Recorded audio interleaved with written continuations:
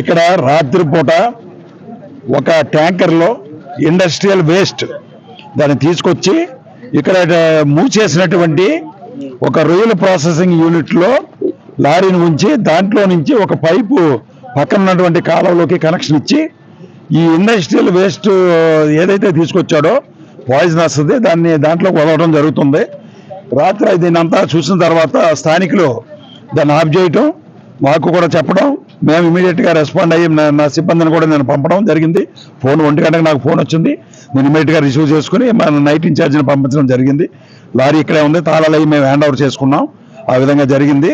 అయితే వీళ్ళ ఆరోపణలు ఏంటంటే ఈ విధంగా ఇండస్ట్రియల్ వేస్ట్ ఇది తీసుకొచ్చి ఇక్కడ ఇలాగ కాలువలోకి కాలువ ద్వారా సముద్రంలోకి వదలటం వల్ల మత్స్య సంపద అంతా కూడా అది దెబ్బతింటుంది. చేపలన్నీ చనిపోతున్నాయి.